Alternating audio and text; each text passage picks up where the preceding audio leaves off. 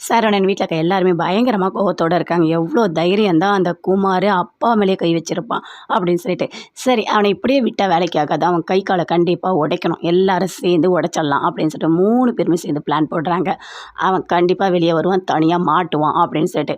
அதே மாரி குமார் வராரு. வந்தவனே போட்டு அடி அடின்னு அடிக்கிறாங்க. சரவணன், செந்தில், கதிர் எல்லாருமே அடிச்சு ரத்த காயம் எல்லாமே பண்ணிட்டாங்க. அப்படியே அடி வாங்கிட்டே வீட்டுக்கு குமார் போறாரு. போனவனே பயங்கரமா டென்ஷன் ஆகுறாங்க. அவங்க அப்பா, பெரியப்பா எல்லாருமே "என்னடா ஆச்சு? என்னடா ஆச்சு? உனக்கு யார்றா அடிச்சா உன்ன?" அப்படின்னு சொல்லிட்டு. வேற யாரும் இல்லப்பா.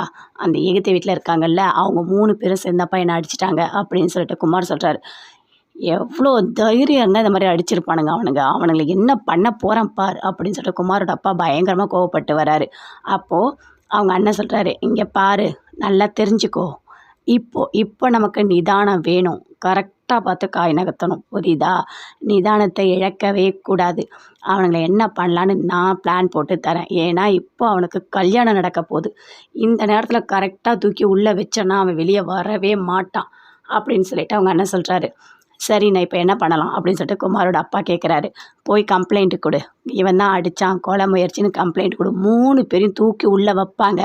கேஸ் போடு. அப்பதான் சரியா இருக்கும். அப்படியே இழுத்துக்கிட்டே இருந்தா அந்த கல்யாணம் தானாவே நின்னுடும். கல்யாணத்த நிறுத்துறதுக்கு என்ன வழியோ அத தான் நம்ம அப்படின்னு சொல்லிட்டு போயிட்டு போலீஸ்ல போயிட்டு கம்ப்ளைண்ட் குடுத்துட்டாங்க. அவங்க வந்து அரெஸ்ட் பண்றாங்க. சரவணன், கதிர் எல்லாருமே சேர்ந்து அரெஸ்ட் பண்ணி கூட்டிட்டு போய் போலீஸ் ஸ்டேஷன்ல உட்கார வச்சிருக்காங்க.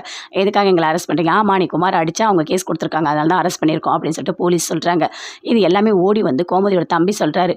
"அவங்கலாம் அரெஸ்ட் பண்ணிட்டாங்க 3 பேரையுமே மாப்பிள்ளைங்கள." அப்படின்னு சொல்லிட்டு. "ஐய்யய்யோ! என்னாச்சு?" அப்படின்னு சொல்லிட்டு பாண்டியன் எல்லாருமே அப்படியே பதறிக்கிட்டு ஓடுறாங்க. போலீஸ் ஸ்டேஷன்ல போய் பார்க்குறாங்க. "எதுக்காக அரெஸ்ட் பண்ணீங்க?" அப்படின்னு சொல்லிட்டு.